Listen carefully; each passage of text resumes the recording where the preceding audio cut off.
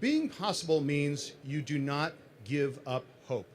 That is not easy. Now, a story about hope and one family's journey presented by Sanofi Genzyme. Now, you may have seen it on 60 Minutes.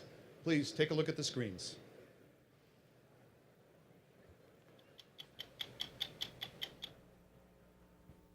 What can you do if someone you love is diagnosed with a disease so hopeless and so rare, drug companies won't develop a treatment because it would never turn a profit? You might try doing what Mark Dant did. His little boy Ryan was one of only 40 babies in the United States born each year with a fatal genetic condition called mucopolysaccharidosis, or MPS1. Mark and his wife Jean were told they could do little more than wait for their boy to die. But the Dants were not willing to accept that. Ryan's father embarked on a mission with only one goal: saving Ryan. Hi. Ryan was born in 1988, and from what his parents could see, was growing into a healthy, active toddler. Mark was on the police force, and Jean worked in the airline industry. Together, they were building a quiet, peaceful life in the suburbs of Dallas. That is, until 1991, when Ryan turned 3, and a physician discovered his liver was abnormally large. Kids like Ryan, with mucopolysaccharidosis 1, are missing an enzyme that the body needs to break down certain waste materials. Over time, the buildup damages organs like the heart, stiffens the joints, affects breathing, and stunts growth. In some cases, it can lead to severe brain damage and mental retardation.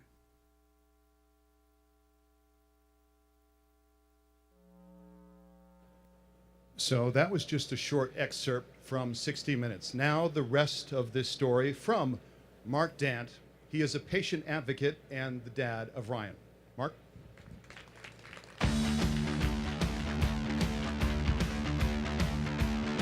Thank you.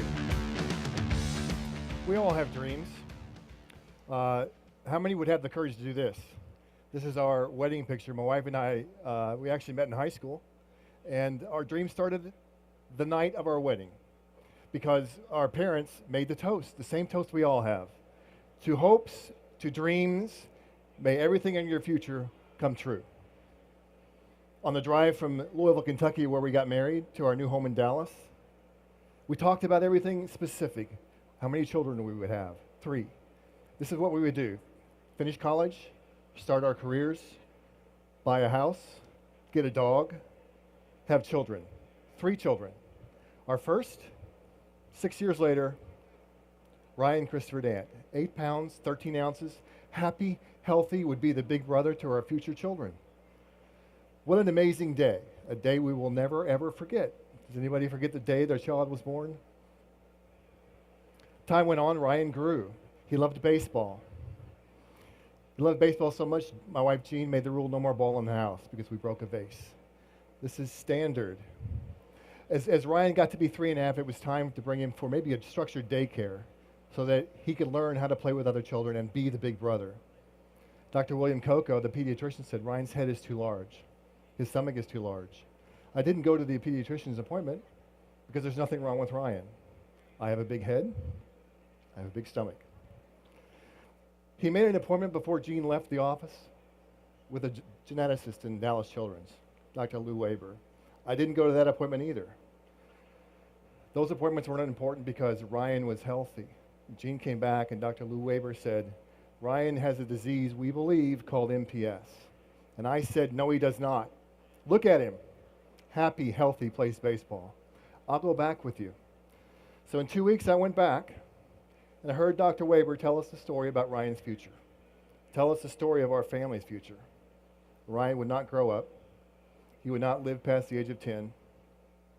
There was no hope in science because there was none. Ryan had an orphan disease, something so rare that scientists would not spend their time to develop. No company would ever invest because there's no profit. The FDA would have nothing to look at, and Ryan would leave us in 10 or 12 years. For the first 12 months, we had the same pattern. Pick Ryan up, take him home, give him a bath, give him supper, put him to bed, and sit in the living room until one of us went to bed. Each night, one of us would wake up on the floor next to Ryan's bed and the other would go later as well. For a year, we sat and we cried and we waited for nothing, because nothing would ever change. The entire year, it came to me that we have to learn science. We have to understand the disease. So I spent, before the hour, the wonderful parts of the internet, there was the public library. Night after night, I would spend in the library to learn about the disease that would take our family's future. But I also started a foundation called the Ryan Foundation. We started with a great, beautiful, wonderful bake sale. We started and raised $342.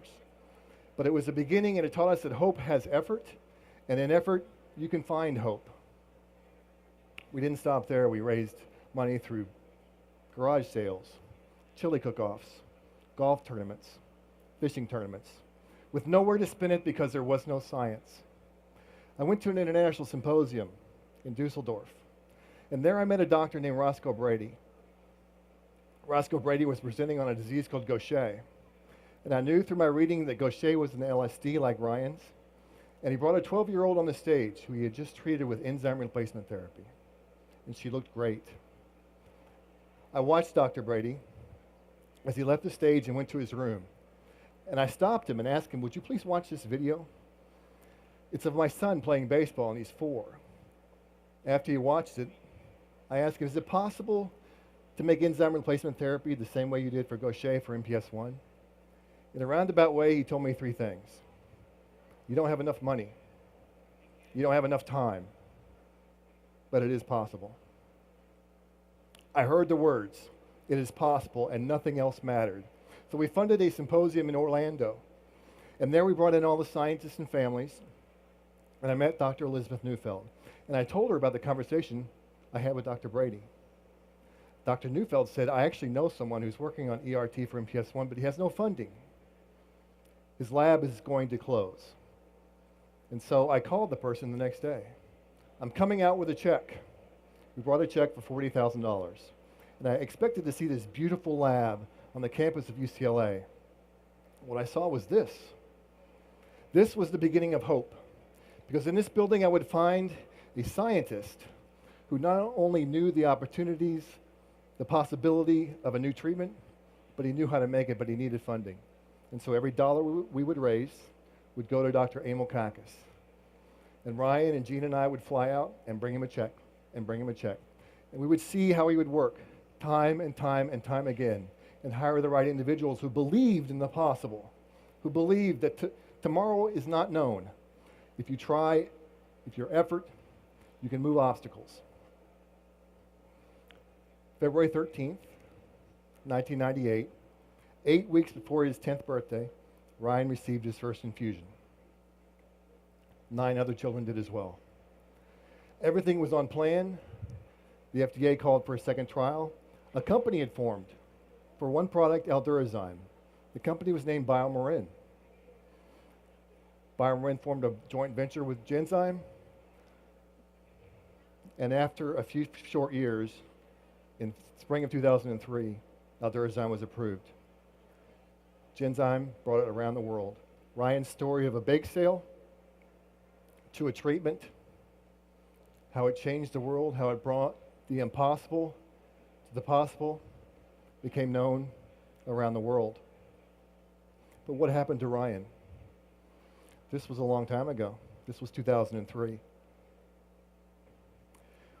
Vicki Maybury, the 68 Minutes lead, made a very important statement. These children now have something precious, time. Time to await a cure and plan for a future that many thought would never come. We all have the gift of time, unless you were told your child will leave you in your lifetime. Aldurazyme brought Ryan hope. It brought children around the world the opportunity to continue to dream, to think that tomorrow is still possible. Ryan helped out with the baseball team in high school and got in 2 games. Ryan was on the sideline when his team won the state championship in football in Texas. And Ryan's favorite physician scientist came to his graduation.